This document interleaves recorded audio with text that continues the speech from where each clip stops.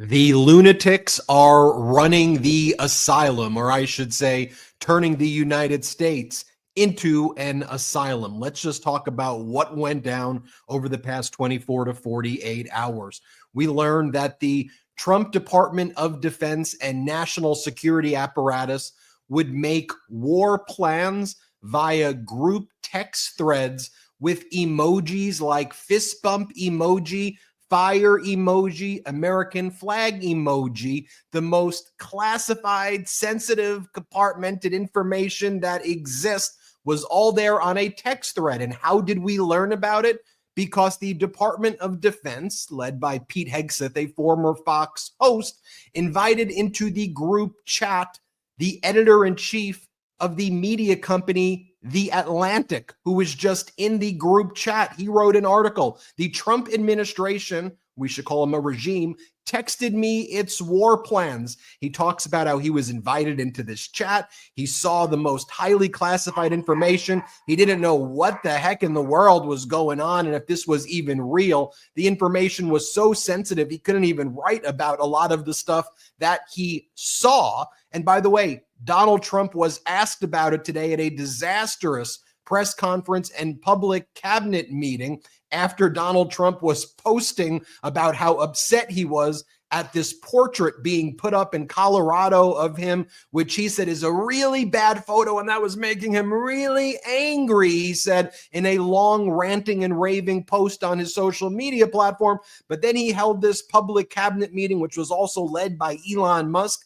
And then a press conference, Trump was asked, hey, you know, you're doing like your war plans in Yemen with the attack on the Houthis and leaking all this classified information on group text threads, which is one of the most serious violations of the law. Here's what Donald Trump had to say. Let's play it. Mr. President, your reaction to the story in The Atlantic that said that some of your top cabinet officials and aides had been discussing very sensitive material through Signal and included an Atlantic reporter for that. What is your response to that? I don't know anything about it. I'm not a big fan of The Atlantic. To me, it's a magazine that's going out of business. I think it's not much of a magazine, but I know nothing about it. You're saying that they had what? They were using Signal to coordinate on sensitive materials and having to do with what? Having to do with what? What were they talking about? With the Houthis. The Houthis? You mean the attack on the Houthis? Right. Well, it couldn't have been very effective because the attack was very effective. I can tell you that. I don't know anything about it. You're telling me about it for the first time. Anybody else? The Department of Defense spokesperson has since confirmed that this was indeed an authentic chat that was taking place. And did you see Donald Trump's response? I don't know anything about it. I don't know anything about it. But what I do know is that for about a decade now, the Trump regime has been attacking former Secretary of State Clinton, frankly, based predominantly on lie after lie after lie. And as she posts today, you have to be kidding me, where they would talk about, oh, she kept this stuff on a server. And a lot of that story was total BS and debunked to begin with. But don't you recall when, I don't know, the Department of Defense head right now, Pete Hegseth, in his previous job as a Fox host, was saying things like this? I think we've got a nice compilation courtesy of Courier Newsroom. Play this clip. Everyone knows what top secret means. I've had a top secret clearance. It's big red flashing letters, top secret. You know when you're looking at something that's top secret or dealing with it. When I'm president of the United States, neither she nor any of these other people are going to be above the law, whether it's her or any of these other folks. People are going to be held accountable if they broke the laws of this country. This president obviously is willing to protect his political cronies. But we're going to hold people accountable. No, the double standard is incredible. Imagine if it was, I don't know, Donald Trump, what the media would be doing to him right now, eviscerating him. Or imagine if it was a member of the military, which we've seen from General Cartwright and General Petraeus. They still go after these guys for a tiny, tiny fraction of what she willfully did and betrayed her country in doing so, supposedly for convenience. And it turns out foreign services want to know what our Secretary of State thinks. And in this instance, they did whatever they could to break an unsecure server in her basement. document. It tells you everything you need to know. Who knows what they heard and what they have, and the kind of leverage that gives in negotiations or conversations when you know what our hand is and you can anticipate it or get in front of it, or you know our sources and methods. I'm not surprised that a military guy like yourself is fired up, because it's people like you who pay the price for this kind of That's exactly right. Extraordinary stuff. And wasn't it last week where Pete Hegseth was announcing, oh, we're going to build all of these F-47s with Donald Trump? They're just going to go right from F-35 to F-47 because they just love naming things after Donald Trump and just clownish stuff like that. Remember Hegseth said, and now we are respected again. We're so much smarter. Here, play this clip. Under the previous administration, we looked like fools. Not anymore.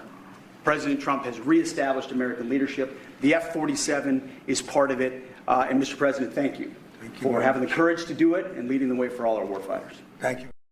By the way, last week when Trump announced the F-47, he also said that he would make the planes have defects when it would be sold to foreign countries, so it would not be as effective.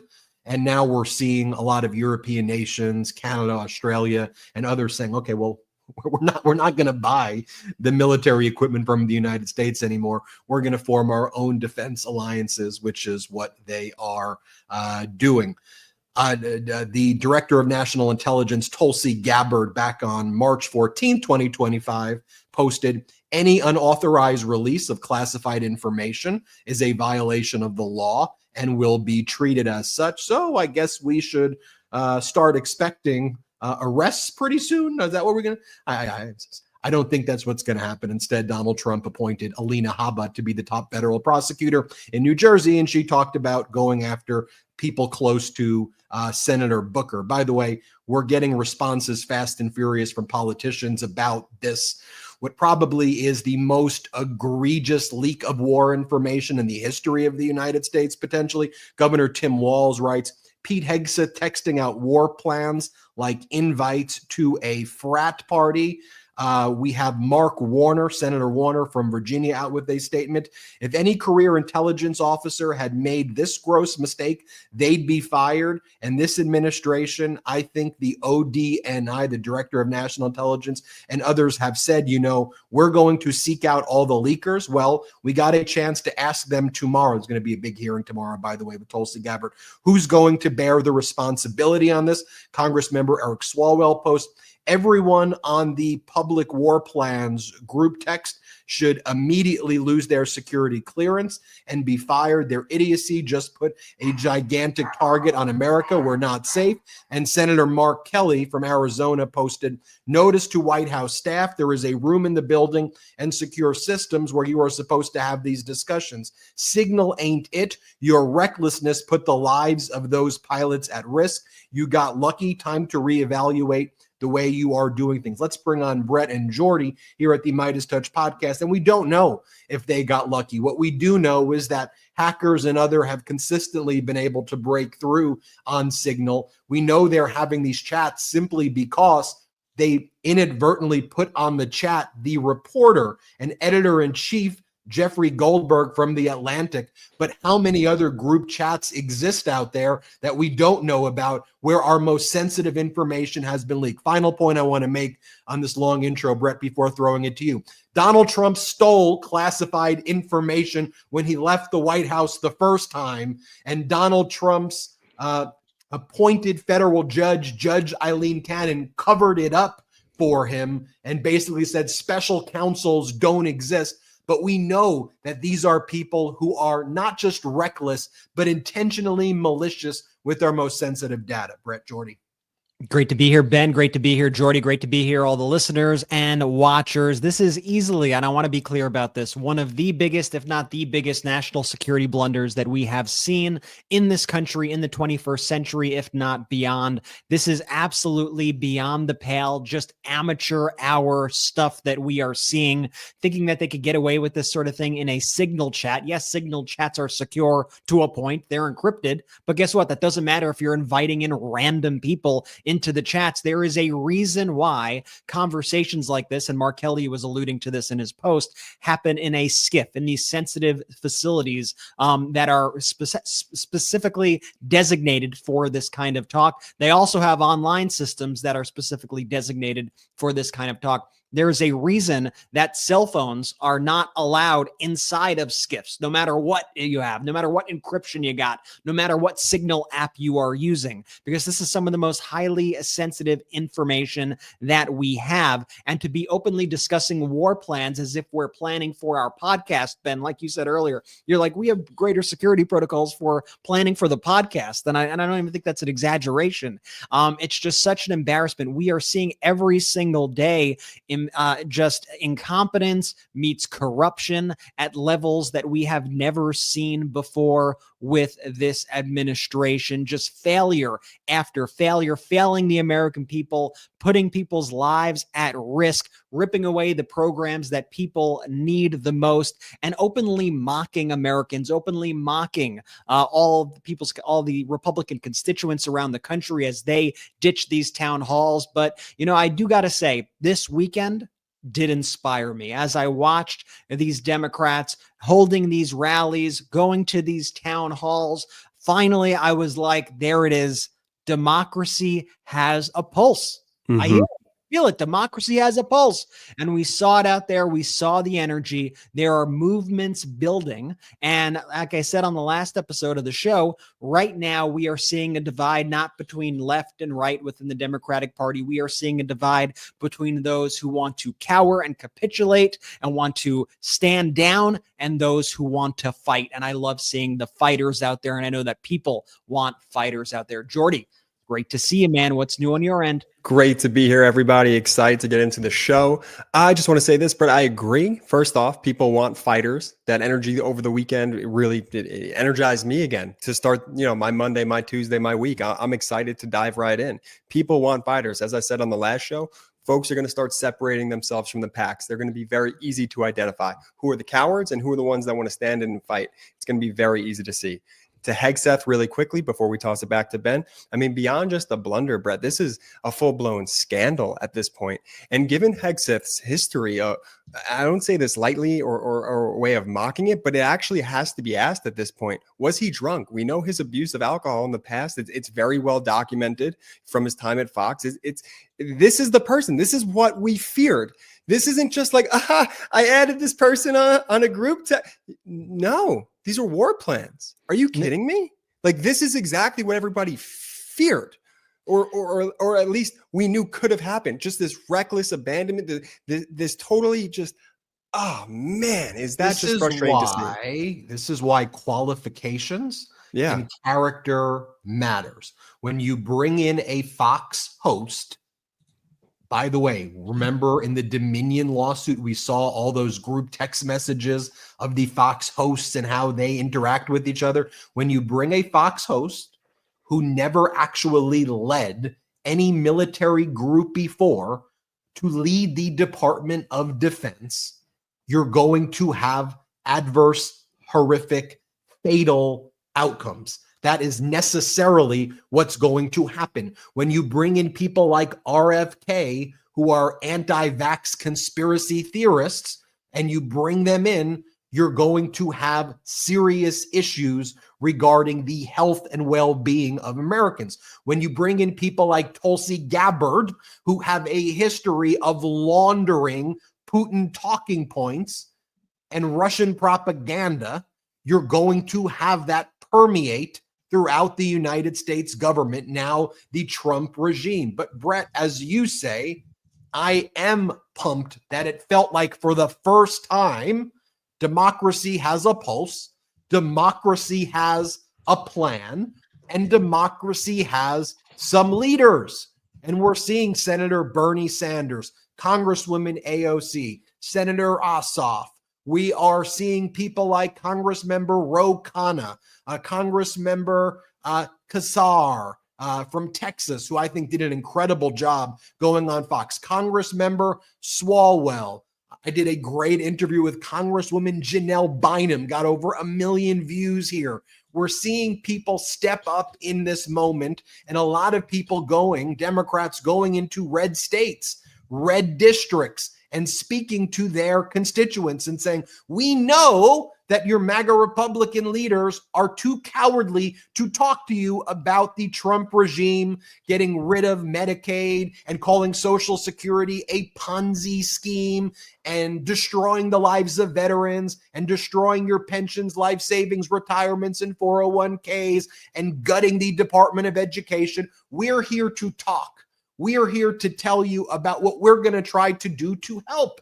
And to see Ro Khanna in Bakersfield, I used to litigate in Bakersfield. I was like, whoa. And that crowd was into it. He was in Norco. He was in a bunch of other areas speaking to constituents in Republican areas. And Brett and Jordy, when Donald Trump would always say during his campaigning, or he just says in general, these are stupid people, right? He goes, these are stupid people.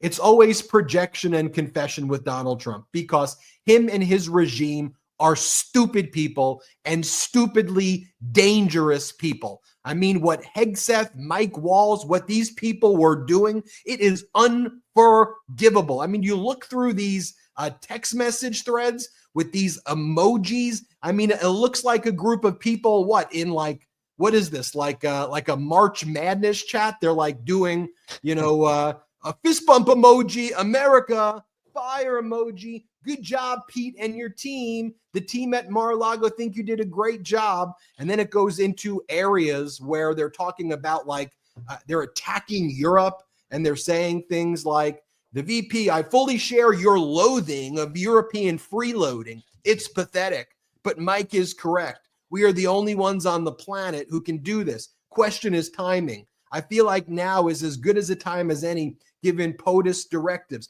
As I hear it, the president was clear, green light, but we soon should make clear to Egypt and they're going over, we're going over very detailed stuff.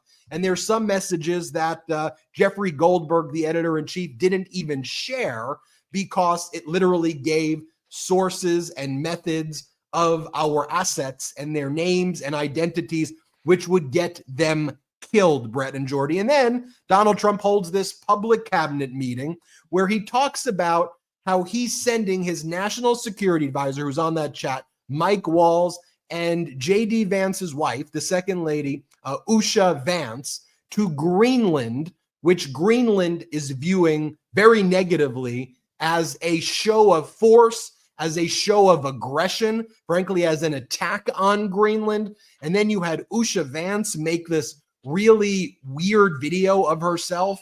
I mean, this looks like right out of a Russian propaganda AI bot. I had to do 3 or 4 double takes. Take a look at Usha Vance, second lady, talking about going into an air. Well, first, let me show you what Trump said, and then I'll show Usha. Do Trump first, and then Usha. First, here's what Trump said. One for you, Mr. President. Greenland is confused about the second lady and the national security advisor visiting this week. They're concerned that this is further provocation, whatever it is you ultimately want for Greenland. Could you further explain why they're going? What is the ultimate end goal when it comes to Greenland? Yeah, well, not provocation. This is friendliness, not provocation. We're dealing with a lot of people from Greenland that would like to see something happen with respect to them being properly protected and properly taken care of. They're calling us, we're not calling them. And we were invited over there, and I thought it would be I have great respect for the wife of our great vice president. I think she's a brilliant woman. She's a very nice woman, and she loves the concept of Greenland. And so she's going there, and I think Marco's going there, and some others are going there. But we've been invited. Greenland does not want them there. The prime minister of Greenland, who was defeated in this election while a new government is being formed, he goes, we don't want them there. The individuals who are expected to lead the new government, including the person expected to be the new prime minister, said, we don't want the U.S. there. The Greenlanders have made it very clear they do not want to be controlled by the United States. In Denmark, Rasmus Jarlov, a conservative member of parliament who also leads the defense committee in their parliament there, who also said, by the way, like we should not buy any more F-35s because Trump is saying that he's going to put a kill switch or potentially put defects on it, even if it's not true. And they're just saying that hyperbolically. How could we trust him? He goes, Denmark will not sell Greenland. Denmark will not accept and will block any attempts of bribing the Greenlanders. Denmark will not change its stance regardless of threats. Greenland has been under the Danish crown since 1380. It is a fully integrated part of Denmark, and the Greenlanders are citizens of Denmark. Only 6% of people in Greenland would prefer being American rather than Danish. The only political party that said they trust Donald Trump got 1% and no seats in the Greenlandic parliament in the election a few weeks ago. Not a single member of the Greenlandic parliament wants to become American. All of them find it intimidating and threatening that the U.S. does not respect that no means no. No means no, Donald. That's why these people are, Trump has always been a predator. He's a sexual predator. He is a predator in life. He's an adjudged sexual predator in a civil case. He is a disgusting and vile person. And you see his behavior there. And then you have Usha making this Russian style kind of propaganda, weird video. Here, play this clip. Hello. I'm so excited to share that I'll be visiting Kalaali'una, Greenland, next weekend. I'm particularly thrilled to visit during your national dog sled race, which our country is proud to support as a sponsor. I've been reading all about it with my children, and I'm amazed by the incredible skill and teamwork that it takes to participate in this race. I'm also coming to celebrate the long history of mutual respect and cooperation between our nations, and to express hope that our relationship will only grow stronger in the coming years. I look forward to meeting many of you soon and to learning from you about your beautiful land, culture, and traditions. See you soon. You ever go into like a hotel room and the video on the hotel room is kind of that corny style with like a narrator like that, and it's like, welcome to the hotel. We hope you do enjoy your stay at the hotel. I'm not going to disparage any hotels. At our hotel, we have some great accommodations. You will enjoy the city. Enjoy your stay, everybody. Like, what the hell did we just watch? I think it's worse than that. It felt like an AI video. And that's why we watched the clip a few times before we even went live on the show. And Ben was like, this is real, right? I'm like, yeah, she posted it. It's real. Like where this is real, right? No, this is actually real. And I think what they did also, in addition to, you know, the delivery and everything being weird, I think they ran it through an AI filter. I'm not saying it's AI, but to try to, like, they didn't record her with a microphone and they were trying to improve it in post. So it gave it this other like robotic feel. But, you know, you always wonder, like, when somebody's kind of not in the public spotlight, like Anusha Vance, like how does she feel about all of this, like all of the chaos? Do you give them the benefit of the doubt? And then you see stuff like this and you go, no, you can't. You can't at all. They're complicit in the entire thing. And this is just the latest in a long line of attacks. We shouldn't be in a place right now where we even have to speak about the United States threatening the sovereignty of a bunch of countries. Like, it's not even just one would be enough, right? One would be batshit crazy, but you have Donald Trump threatening Panama. You have Donald Trump threatening Canada, Donald Trump threatening Greenland and Europe. I mean, the whole thing is absolutely batshit crazy. And I refuse to normalize this lunacy that we are seeing as the administration also rolls out these other side characters like Usha Vance to try to make it sound normal. Oh, we're just visiting. We're just going to see the dog sled race. You know who's also going? The National Security Advisor of the United States is going to Greenland as well. One of the other reasons why Greenland is viewing this as a threat. You have Donald Trump openly speaking about annexing all of these countries, going to war with these countries, economic war, actual war.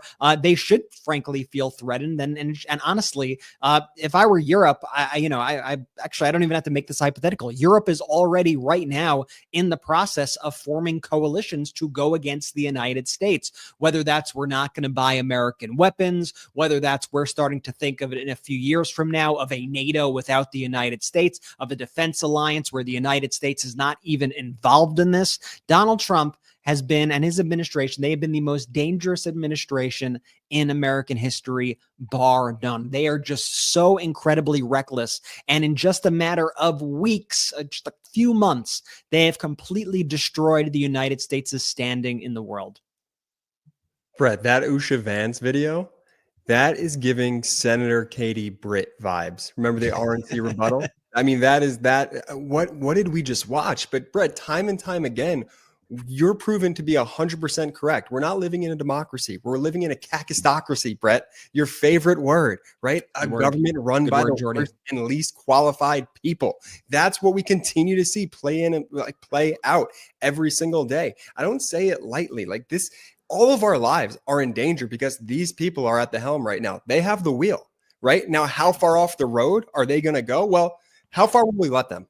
And going back to how we introed it, that's why I'm so excited to see the fight of the Dems, Brett, coming forward over the past weekend, because once again, the fighters are showing themselves right now. And quite frankly, now more than ever, that's exactly what we need, not just as a party, as Democrats, but as a country. We need people who are going to push back against this just lunacy that we're seeing play out. You know, kakistocracy, big word. Big word, but I just want to call it a regime of stupidity, vileness, and recklessness and dangerousness. These are just bad people who are also incredibly dumb. When we got back from our first quick break of the show, I want to talk about these snap elections that were called in Canada. Prime Minister Mark Carney has got the okay to dissolve Parliament. April 28th will be the snap elections, and we're already learning that the far right-wing party led by Pierre Poilievre in Canada, Canada's Conservative Party, was involved in very malicious election interference efforts with Donald Trump to try to have Donald Trump say the types of things to try to undermine the Liberal Party, to help the Conservative Party, using the premier from Alberta, Daniel Smith, as a conduit. This is some wild, explosive stuff going on in Canada. I also want to talk about the ruling earlier today by Judge Boasberg in Washington, D.C., who rejected Donald Trump's attempt to try to remove the injunction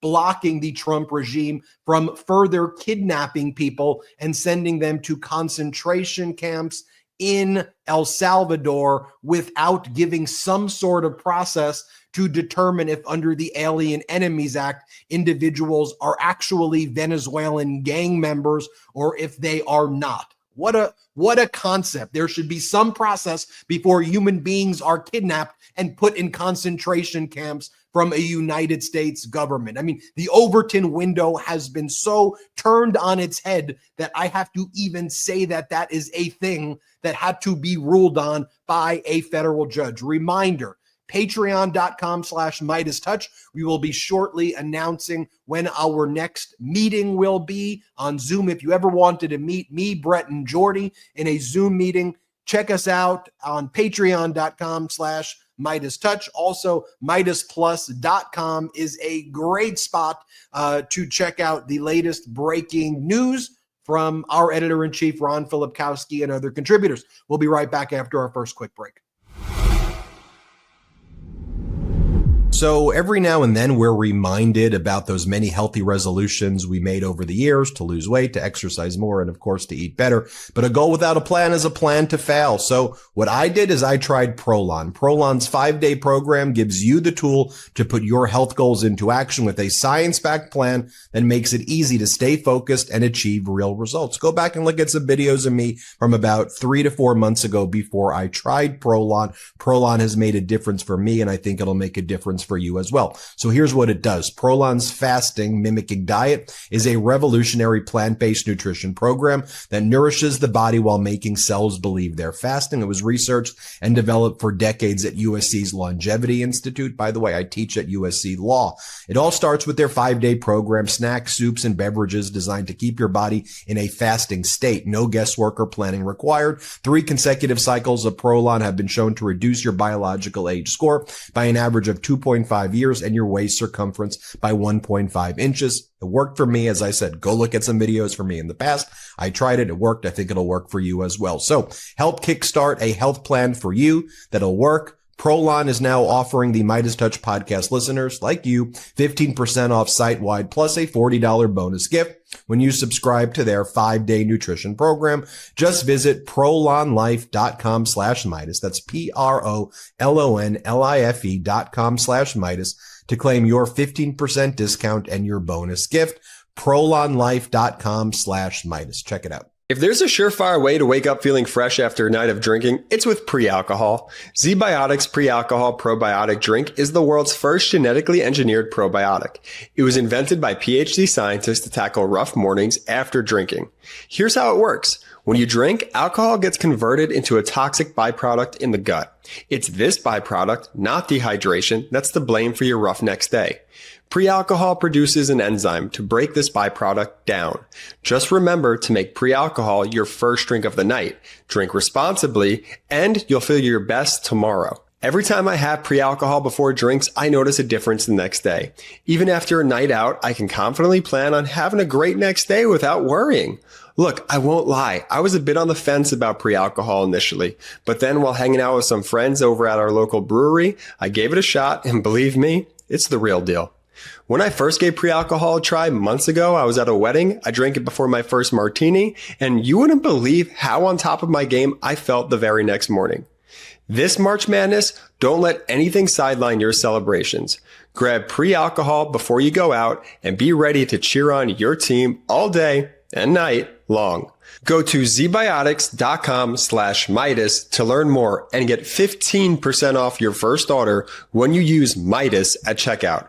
ZBiotics is backed with a 100% money-back guarantee. So if you're unsatisfied for any reason, they'll refund your money, no questions asked. Remember, head to zbiotics.com/Meidas and use code Meidas at checkout for 15% off. Let's go. Shout out to our sponsors. Links in description of YouTube and audio. Click the links. Use the codes. Let them know we sent you. It really helps. Thanks a lot. Shout out Prolon. Shout out ZBiotics. They've been a sponsor for a while. They're awesome. Definitely check them out if you're interested. Benji, where to next? Well, Donald Trump's Commerce Secretary was doing one of those like podcast tech bro things. And on that, Howard Lutnick, he was talking about how if you complain about getting a Social Security check late or not receiving it 1 month, he says you're probably one of these criminal or fraudsters we're looking at, because only criminal and fraudsters are the ones who complain when they don't get their Social Security check. Howard Lutnick is a billionaire, and he says that his 94-year-old mother-in-law, she would never actually complain at all if she'd missed a month of getting her Social Security check. So everybody should be like his mother-in-law. We know that Elon Musk previously referred to Social Security as a Ponzi scheme, and also the Trump regime has already shut down, or is in the process of shutting down, 47 Social Security offices,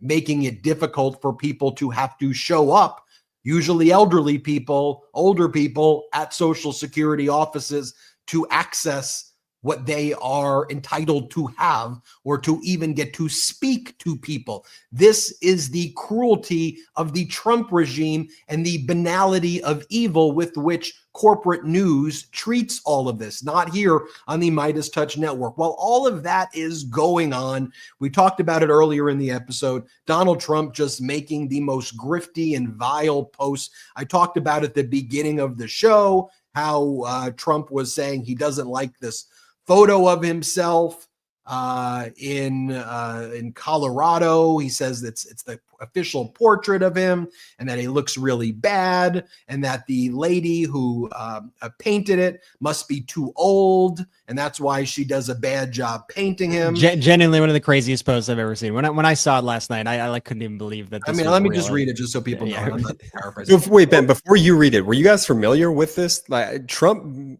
made this a story. Like, nobody was even talking. No one was talking about this photo. I mean, how many people actually go into the Colorado State Capitol on a daily? And by the way, like, it looks like him. Like, it looks more like him than the weirdo Rambo, Photoshop 6-pack things. Like, is he and the weirdo Elvis comparison? He just doesn't like looking into a mirror. I bet it. Oh, I guess if you're Donald Trump, you don't like looking into a mirror because that reflection would be scary, both, mentally and actually what you look like. But that is unbelievable. I mean, whether it's a good picture or not a good picture is really beside the point, Jordy. I'm not sure what you're doing with your thumb there. What are you doing with your thumb? I don't know. You're making me uncomfortable. No, this is Donald came to the podcast today. He looks like thumb in real life and also in that photo in here too. That's this. Jordy's putting his thumb in the camera. He's making me uncomfortable. I don't know what's going on. Okay. All right. This is what Donald Trump. We're trying to stay the number one podcast, Jordy, in the country. Just get a reminder. Donald Trump does it. Donald Trump posted the following: nobody likes a bad picture or painting of themselves, but the one in Colorado in the state capitol put up by the governor along with all the other presidents was purposefully distorted to a level that even I perhaps have never seen before. I have no clue what that means. The artist also did President Obama, and he also looks wonderful, but the one in me is truly the worst. She must have lost her talent as she got older. In any event, I would have much preferred not having a picture than having this one, but many people from Colorado have called and written to complain. In fact, they are actually angry about it. I'm speaking on their behalf to the radical left governor, Jared Polis, who is extremely weak on crime, in particular with respect to Tren de Aragua, which practically took over Aurora. Then he posts the photo. The Tren de Aragua did not practically take over Aurora. That was another lie by Donald Trump. They talked about this one building where it turned out it was not actually taken over by the Tren de Aragua, and the mayor of Aurora had to confirm it. Then Donald Trump just kept on posting photos of himself. And then earlier in the day, he posted, "I love Trump, $ Trump, so cool, the greatest of them all. Truth Social is on fire." By the way, $, Trump is his meme coin, which he tried to kind of do the pump and dump thing. And by the way, it's been crashing. It's at like $10 or $11.65, which like totally crashed. It was at like, wasn't at like $100 once and was worth like billions of dollars after it was announced during the inauguration. And then so many people lost so many billions and billions of dollars.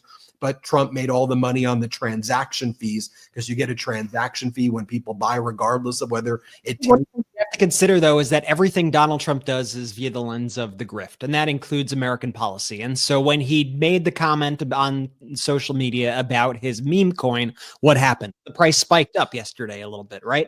And you got to assume that any time that he's playing with things where you have price spikes and prices falling, that there is somebody on the other end who is making money off it, somebody close to Donald Trump. This is me speculating here. And we see that yesterday with the meme coin, how it spiked after he said it. I think you could apply this not only to the grifts that we are seeing, but I think you got to consider it with the way that he's handling all these tariffs. The tariffs are on. No, the tariffs are off. Scare the markets. The markets drop. Oh, pull them back a little bit. The markets go back up. More tariffs. They go back down. His people get to buy stuff cheap. Then they go back up. They're playing a game right now in order to just further enrich billionaires and people who are in the know. And they are screwing over the American people in the process, and are screwing over the entire world, and are threatening all of our allies, and are turning all of our allies against us with all of these threats. And I think you got to look ultimately as what is one of the goals of this thing. And I think one of the most obvious goals is that some people are getting really rich off all this shit.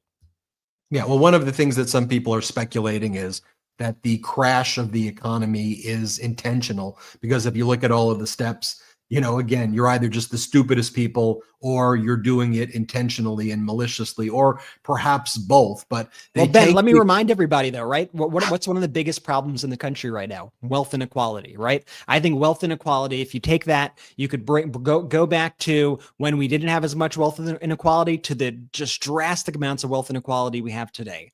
I think this is one of the most, if not the most, defining issues of our time. And I think almost everything in our country, all the issues with our country, all the division in our country, could also be traced back to wealth inequality in many ways. I think when you look at certain moments in our history, especially in our recent history, what happened after the 2008-2009 stock market crash? Well, rich people got a whole lot richer and regular people got a whole lot poorer. That was a trend that continues to this day. You could follow that to any recession, right? What happened in the 2020 recession, rather, when COVID happened and Donald Trump ignored it and handled it in the most malicious way possible. People lost their jobs, their life savings. It was an absolute shit show. Well, what happened? Well, the rich people got a whole lot more wealth, and the regular people in this country got a whole lot poorer. You see that divide. I just smacked my microphone. You see that divide continuing to increase anytime there is a recession. Somehow the rich get richer and the regular people in this country get poorer. So to me, it doesn't defy logic to assume, oh, Donald Trump maybe wants a recession. Maybe he's trying to push our country into this chaos to continue that trend, because this is a government that is right now literally being run by oligarchs. And, we saw our Gen Z correspondent, Adam Mockler, did a fantastic job. He was speaking about Elon Musk, and he was speaking about the oligarchy and all these other things. He went on Newsmax, into enemy territory where facts don't matter, and he brought the truth, and it was absolutely epic. But during that moment when he brings up Elon Musk, I think they're to protect Donald Trump, they always try to do these non sequiturs that don't make any sense. They'll be like, well, George Clooney. And I'm like, what would George Clooney have on Elon Musk? Elon Musk is the richest man in the entire world. Look at George Soros. And Mockler rightly pointed out, is George Soros in meetings, and George Soros actually has a fraction of the wealth that Elon Musk has, and doesn't nearly wield it like this. And this obviously all stems back to Citizens United, which I'm happy is also getting a lot more attention right now. By the way, I saw John Ossoff speaking about Citizens United. You see Bernie Sanders, who's consistently talked about Citizens United. That's the court decision that allowed unlimited money in our politics. And I think it's really one of the things that has so corrupted our country and enabled a Trump-Musk, kind of thing to rise in the first place. Look, if you talk about basic economics, one way to think about it is, imagine a fire devastates an area, burns down the entire community, right? People are suffering. What happens? The developers often kind of swoop in and try to buy the property for pennies on the dollar. Now think about that type of fire writ large in an economy. The people suffer. The billionaires force the Fed to reduce the interest rate. They're able to borrow more. They have access to this capital while people are suffering and struggling, and they further entrench themselves and increase this economic disparity that exists. Of course, I'm oversimplifying it, but that's basically the theory of what many people think is happening here. I want to talk about this as well. Just look at the front page of the Miami Herald from this past weekend. Disheartening. Donald Trump is removing legal status for more than 500,000 Cubans, Haitians, Venezuelans, and Nicaraguans. The program will shut down in late April. About 500,000 or more people here with lawful status. The Trump regime saying they're going to remove their lawful status. These are a lot of people who are the Venezuelans and Cubans for Trump. Their family members are now potentially subject to being treated as Tren de Aragua, because Donald Trump wants to arbitrarily call anybody who he wants to call Tren de Aragua gang members, and either put them in ICE detention centers, send them to El Salvador concentration camps, or send them back to the country where they are political exiles from, like the Maduro regime in Venezuela, where they're likely could be subject to torture or death or something like that. We're learning a lot about the group of people who Donald Trump kidnapped and sent to El Salvador. And some of the stories we're hearing are horrifying. It should be noted that none of these people were given due process. The Trump regime claimed that these 200 or so people who were sent to El Salvador concentration camps were Tren de Aragua gang members. And Trump says, we are in a war with Venezuela, and these individuals are basically enemy combatants who have invaded the United States.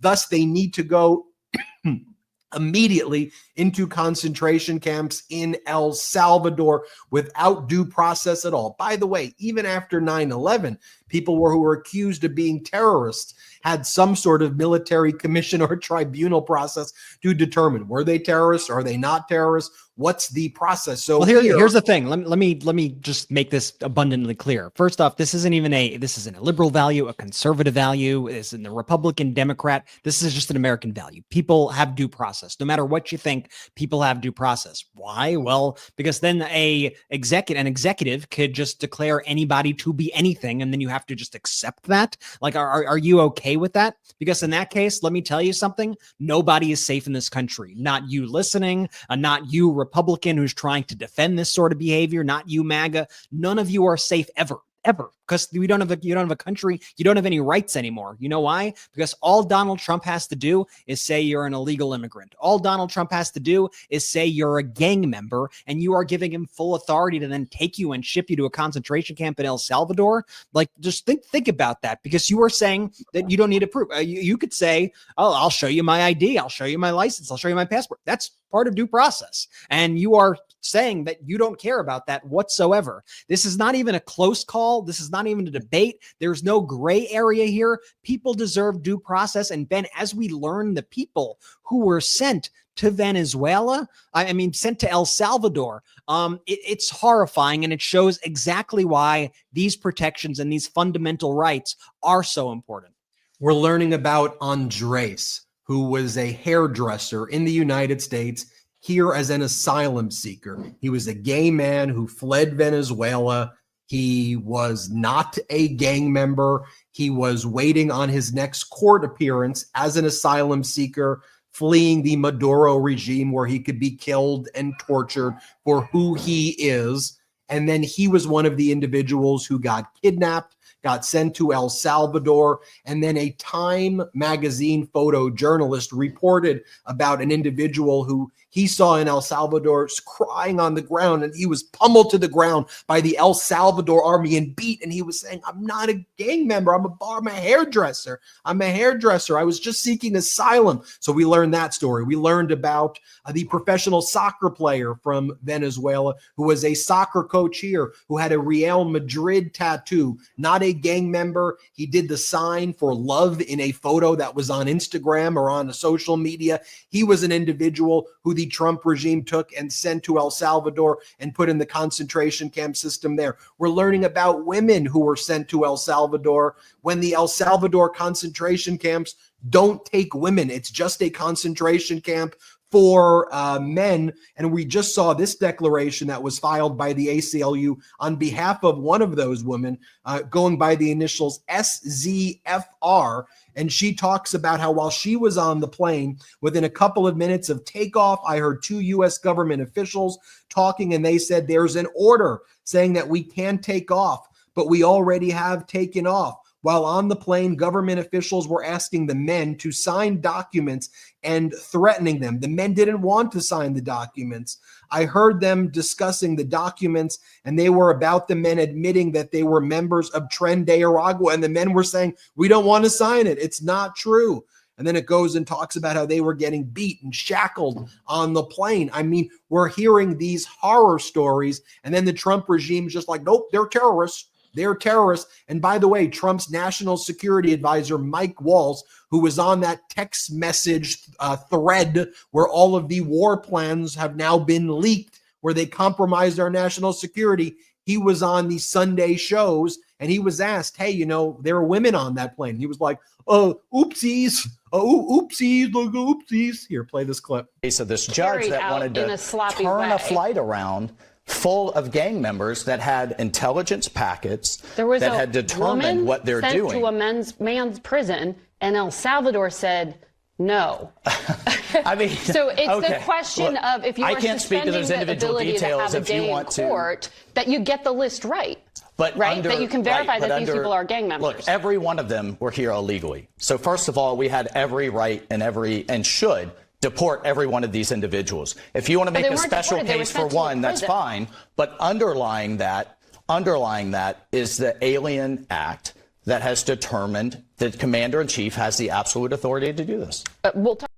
Okay, as Judge Jeb Boasberg said today, he goes, I don't even have to get to whether or not the Alien Enemies Act was properly invoked or not, whether there was a war or not. He goes, under the Alien Enemies Act, you would still have to prove that the individuals are who you purport them to be, and federal courts get to determine, are these individuals, as you say, Tren de Aragua or not? There has to be a process for that. And by the way, did you see how, and good for that question, by the way, how he changed? Well, I can't speak to the individual details of the cases. Then what the hell are you doing? That's the whole thing. You're speaking to the individual. That's why you have due process. These are individuals who you're now killing. So of course you need to speak to the individual details, you freaking moron. That's why I said kakistocracy is a great word, Jordy, but these people are stupid and they're dangerous and they're vile and they're anti-American. And frankly, sometimes people are like, oh, Ben, but how are you going to win those people over and try? Screw those people. Those people are traitors. And I'm not even trying to, I don't give a shit. Excuse my language. Screw those traitors. They're anti-American. If you care about democracy, if you care about our country, if you care about the values of America, then stand up for them. Not trying to appease these freaking morons anymore. And when we talk about in our next, after the quick break, I want to just talk about Democrats who are out there fighting for values and principles that actually matter to the people, fighting for the workers, fighting for equality, fighting for our basic human rights, fighting the oligarchy, as Senator Bernie Sanders and AOC's tour is named, as they go to Denver, 35,000 people, as they go to Tucson, 25,000 people, 15,000 people in Tempe, close to 100,000 people at 5 stops. Then you have Senator Ossoff in Georgia, who's doing an incredible job. You've got Ro Khanna going to red districts. You had Congressmember Swalwell going to MAGA Republican Anna Paulina's district. You've got just Americans holding town halls with scared MAGA Republicans in absentia. They're doing town halls and they're doing like cardboard cutouts of their scared and weak and pathetic MAGA Republican Congress members who aren't showing up. So when we get back, I want to talk about what's going on in Canada. I want to highlight what's going on with these Democrats across the country. Let's take our last quick break of the show. Reminder, MeidasPlus.com, check it out. And also check out patreon.com/MeidasTouch if you want to meet Brett, Jordy, and I when we will shortly be announcing when our next live Zoom meetup is going to be. Let's take our last quick break. You ever hit that point where every time you look in the mirror, you're like, yeah, I got a lot of gray hairs right now. Yeah, same here. I wanted to cover mine up, but the home dye kits are messy, the salon is expensive, and the ingredients in a lot of products just weren't working for me. That's why I switched to Simpler Hair Color. This podcast is sponsored by Simpler Hair Color. It's the easiest way to eliminate grays. Modern men deserve simpler, safer ways to care for their appearance. With Simpler Hair Color, you get gentler ingredients without all the messy mixing or those constant trips to the salon or drugstore. If you're tired of feeling like you're conducting a science experiment just to touch up your grays, you need to try Simpler Hair Color. I used the dark brown shade last week before a big event. Just pump, apply, wait, and wash. No drips, no delay, and it worked perfectly. Simpler Hair Color was started by Snehal Patel and Mitch Brown, 2 men who appreciate better dyeing options for hair and beards. They endured the mess of home dye kits and the harsh ingredients of salons for years, so they developed their own safer and simpler hair dye formula for men. And with Simpler Hair Color, there's no need to buy a separate hair, beard, and touch-up product. A single can of Simpler Hair Color has you covered for them all. Plus, 1 can of Simpler Hair Color provides as many uses as up to 4 boxes of drugstore hair dye. Simpler Hair Color dyes are formulated and manufactured in the USA with over 9,500 5-star reviews and counting. So you know you're using a proven and trusted product made by men for men. Say goodbye to grays the easy way with Simpler Hair Color. Head to simplerhaircolor.com/Meidas and use code Meidas, that's MEIDAS, for 10% off your order. Once again, that's simplerhaircolor.com/Meidas, MEIDAS, for 10% off, and make sure you use my promo code Meidas so they know I sent you. Did you know Fast Growing Trees is the biggest online nursery in the US with thousands of different plants and over 2 million happy customers? They have all the plants your yard needs, like fruit trees, privacy trees, flowering trees, shrubs, and so much more. Whatever plants you're interested in, Fast Growing Trees has you covered. Find the perfect fit for your climate and space. Fast Growing Trees makes it easy to get your dream yard. Order online and get your plants delivered directly to your door in just a few days without ever leaving home. Their Live and Thrive guarantee ensures your plants arrive happy and healthy. Plus, get support from trained plant experts on call to help you plan your landscape, choose the right plants, and learn how to care for them. I got a lemon tree from Fast Growing Trees, and it's my favorite thing in my yard. I was worried about ordering plants online, but it arrived fresh, strong, and ready to plant. Plus, now I get to just walk outside and pick my own citrus, not to mention it smells amazing every time I go out. And by the way, big yard, small yard, no yard at all, doesn't matter. Fast Growing Trees has over 6,000 plants to fit any space, from indoor plants to fruit trees to full-size privacy trees and more. Fast Growing Trees has plant experts on call, so if you're like me and don't have a green thumb, they'll help you choose the right plant and keep it thriving. This spring, they have the best deals for your yard, up to half off on select plants and other deals. And listeners to our show get 15% off their first purchase when using the code Meidas at checkout. That's an additional 15% off at fastgrowingtrees.com using the code Meidas, M-E-I-D-A-S, at checkout. Fastgrowingtrees.com, code Meidas. Now is the perfect time to plant. Use Meidas to save today. Offer is valid for a limited time. Terms and conditions may apply. Let's go. Shout out to our pro-democracy sponsors, Simpler Hair Color. Brett, your hair looks amazing. And Fast Growing Trees. Links in description of the audio and the YouTube. Use the codes, use the links. Let them know we sent you. And hey, while I have y'all here, also big announcement, guys.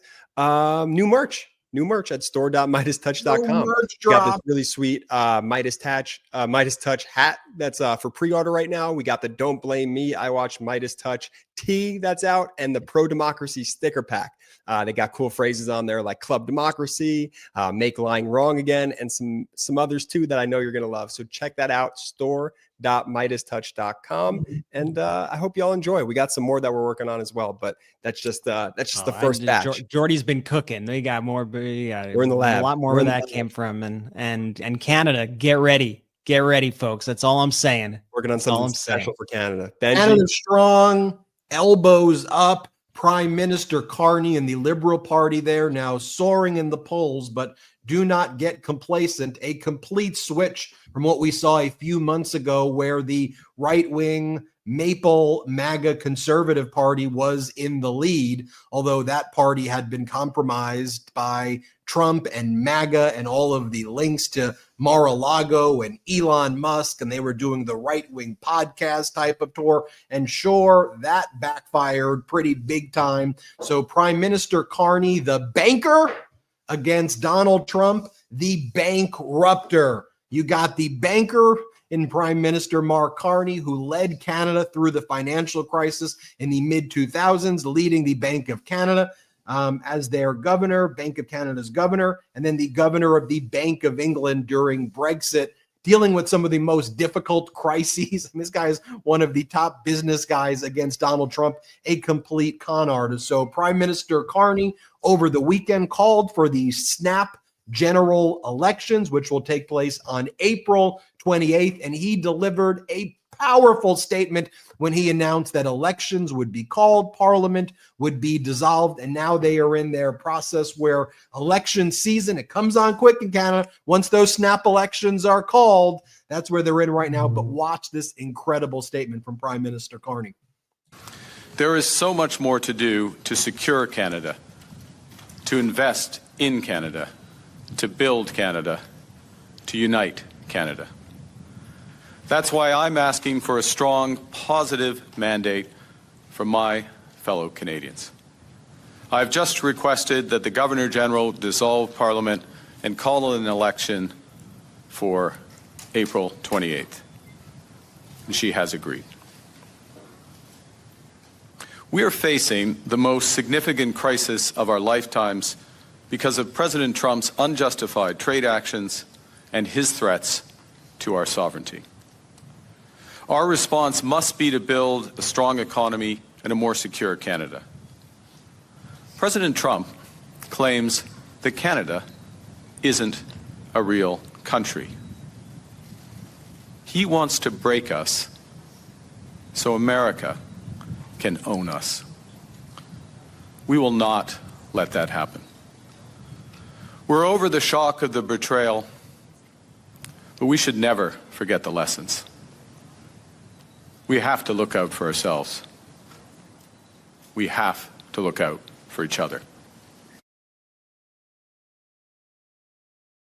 Yeah, Prime Minister Carney definitely seems to be the right guy for that job. And as Prime Minister Carney announced those snap elections, the other news to break in Canada was that the Alberta Premier, Danielle Smith, was involved in secret discussions with Donald Trump and J.D. Vance, also via a conservative member of parliament who was J.D. Vance's Yale closest friend. Jamal Javadi is the guy's name, who works very closely with Pierre Poilievre. And they were trying to work with Donald Trump, saying, hey, Trump, can you do this? Can you maybe keep the tariffs down just a little bit so that we can try to claim a victory and you can help Pierre Poilievre, the Maple MAGA conservative leader there, win? And we heard on the audio Danielle Smith say this, like saying that she's admitting to working with Poilievre, the right-wing conservative leader, to engage in election interference via Donald Trump and J.D. Vance to try to help the Conservative Party. So on the one hand, you have that incredible speech by Prime Minister Carney, and then the news broke about this election interference plot by the conservative leader of Alberta. I mean, what in the world is going on? So we'll keep you posted every step of the way there. While that was going on too, we previously reported how Canada purchased and has bolstered their defense systems, a massive purchase of satellite systems from Australia. By the way, the first customer of this new satellite system that went to the Nunavut Arctic region in Canada, the customer was supposed to be the United States.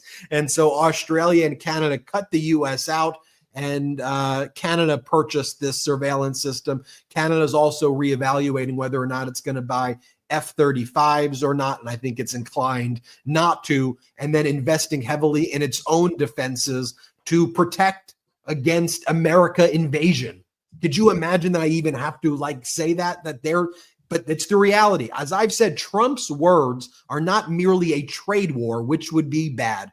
The people of Canada, other than Danielle Smith of Alberta mostly, have united because they view Trump's language not as just a trade war, but as a real war. We've been reporting how the boycott by Canada of all things American have impacted tourism for certain types of like luxury and leisure tourism by up to 85%. And the boycott in Canada of American products, the Buy Canada movement, is surging there, buying Canada stuff, which is very helpful to the Canadian economy, and American suppliers and American distributors are getting crushed. That's in addition to even retaliatory tariffs. In Canada, they're saying elbows up, go over the boards, and they are fighting back and showing the world how you stand up to the pathetic, vile kakistocracy Trump regime. How vile and pathetic? Steve Witkoff, Donald Trump's special envoy to Russia,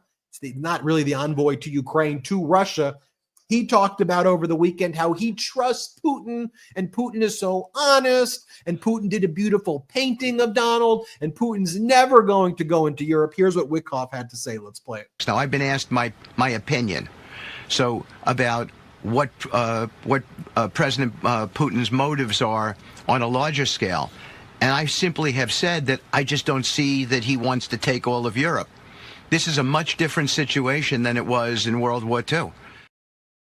By the way, it's about 2 minutes of him glazing Putin and telling the Russian propaganda lie version of why Russia unlawfully invaded Ukraine, like hook, line, and sinker.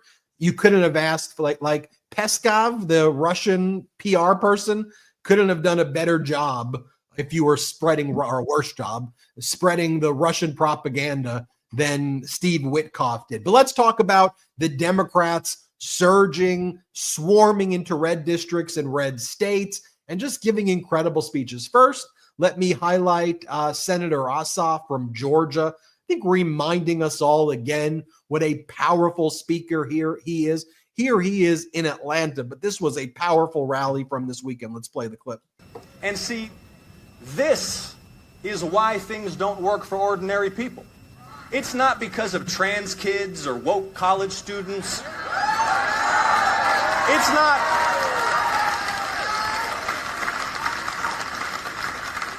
It's not because of our new arch enemy, Canada.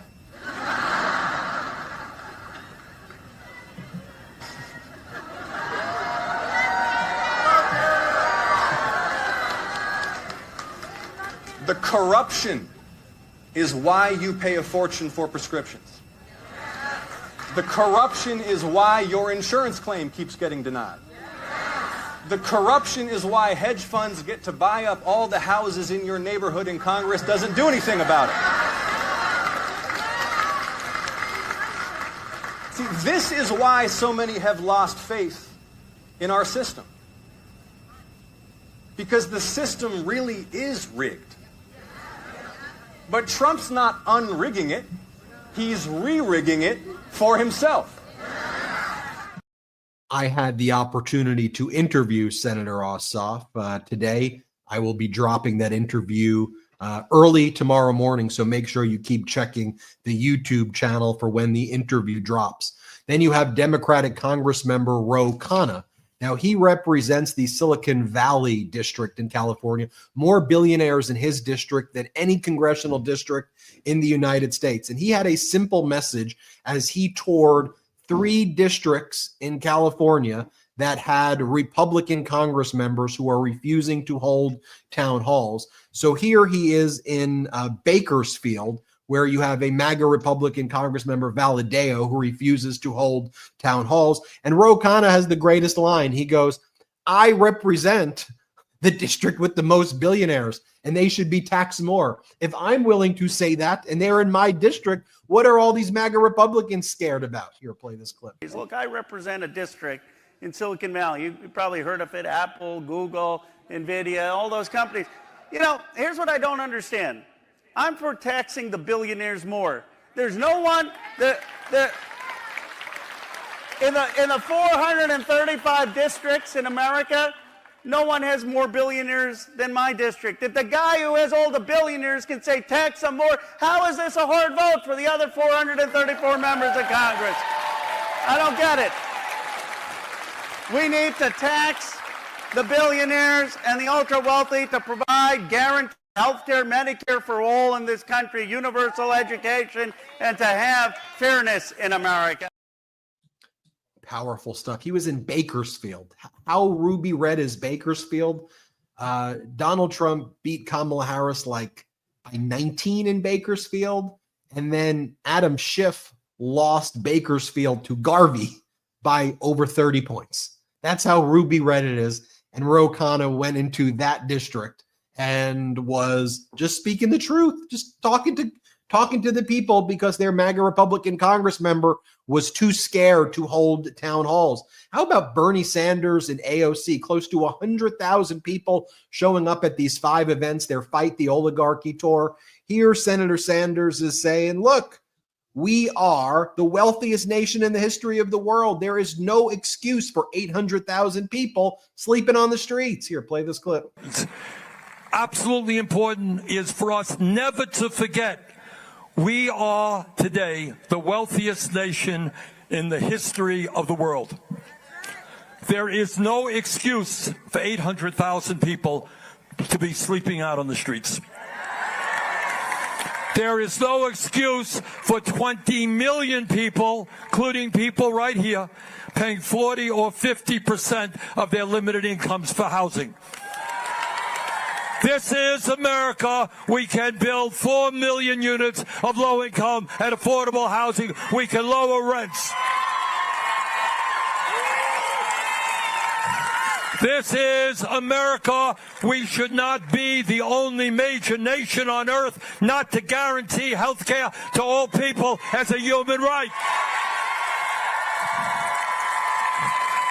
The function of a healthcare system is not to make billions in profits for the drug companies and the insurance companies. It is to provide quality care to all.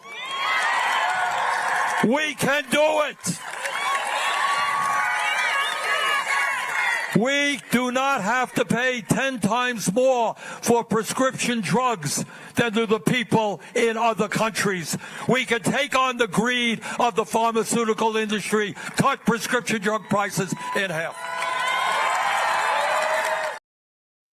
And then from that same tour, Congresswoman AOC doing an incredible job as well. She's always met the moment, but here she is. Let's play it. But I'm I'm here to remind you that we are not powerless in this moment. People are starting to put the pieces together. And ironically, the most divisive forces in our country are actually bringing more of us together than before. And that's important. And I want to let you all know, in every single stop that Bernie and I have had in the last couple of days, we were in Nevada a couple of days ago.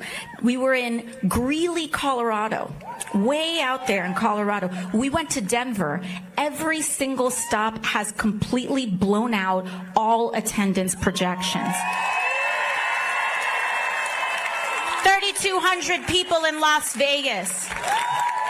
Out in Greeley, we went to a Republican congressman's district, Gabe Evans, who, you know, he just got elected. He just got elected. Usually your first 3 months on the job, you're on your best behavior.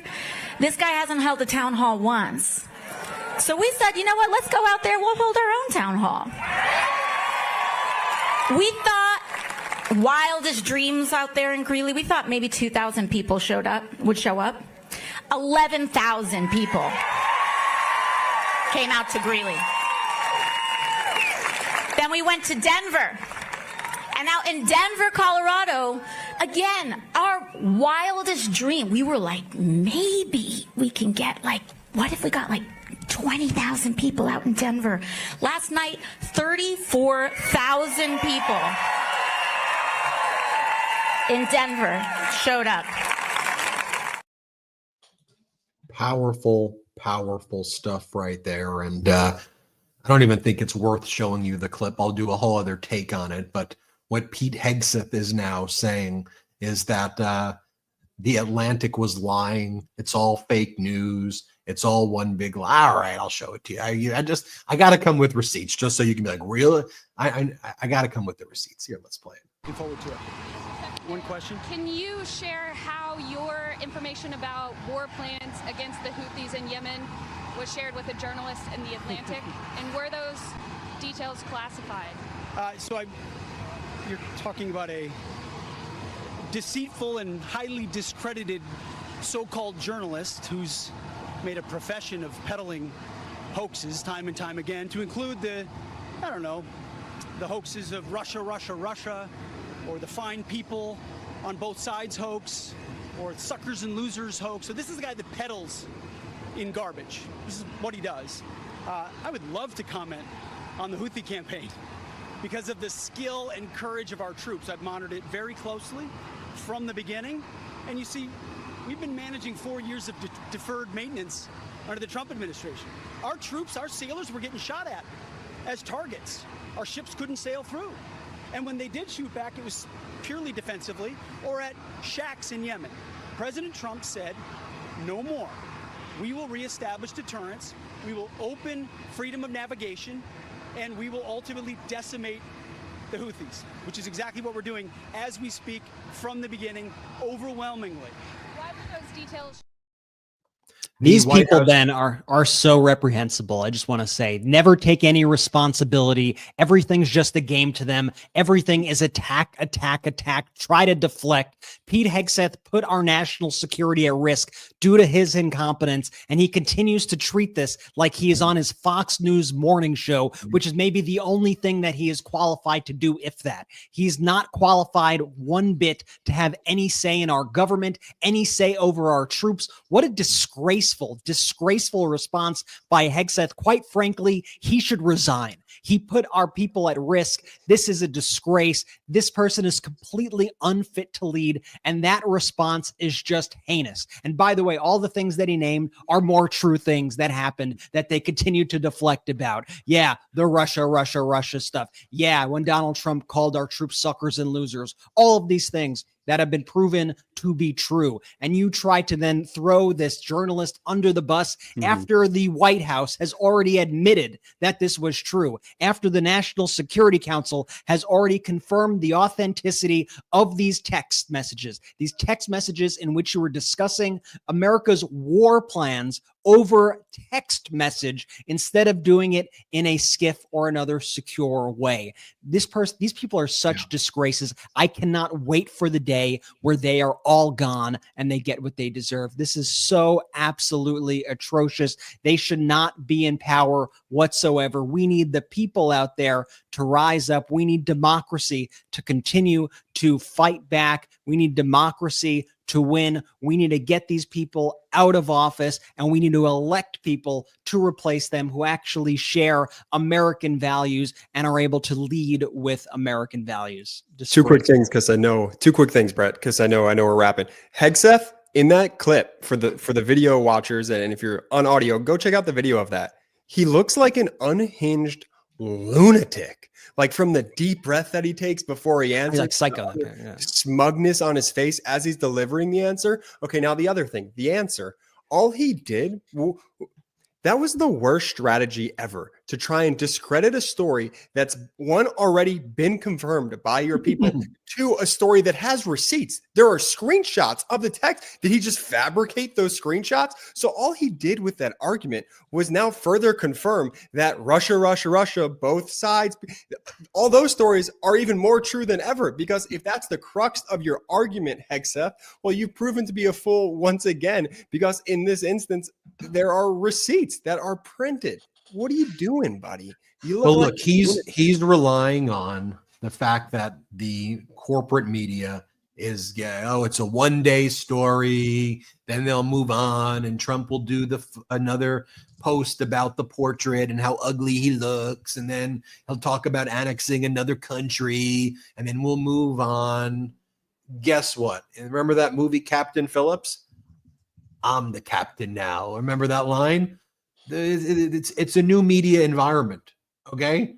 There's a reason that the MeidasTouch Network and the MeidasTouch Podcast is, yes, beating Rogan, yes, beating Fox News on YouTube, because people want the truth. People are pissed off, and we are using this network to highlight all of those town halls that Democrats are showing up to, the cowardice of Republicans running away from their town halls.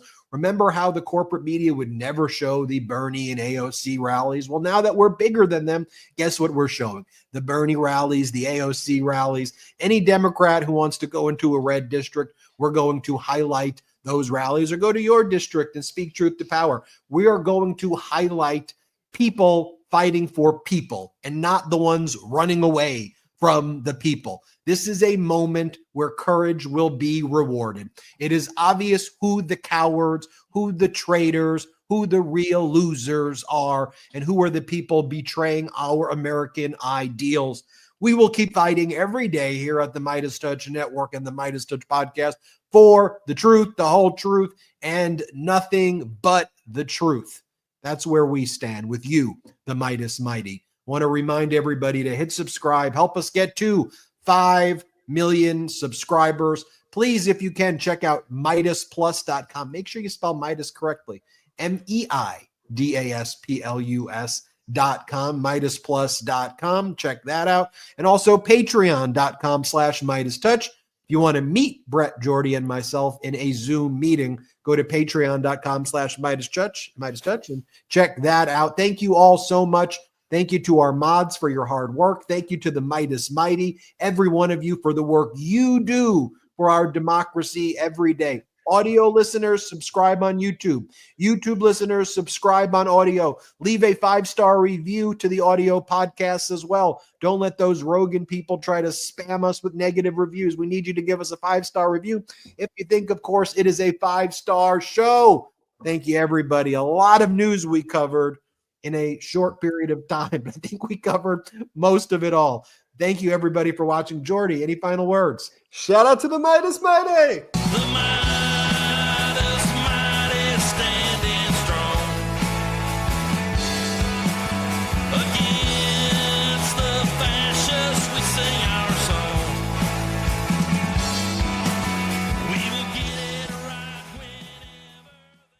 Can't get enough Meidas? Check out the Meidas Plus Substack for ad-free articles, reports, podcasts, daily recaps from Ron Filipkowski, and more.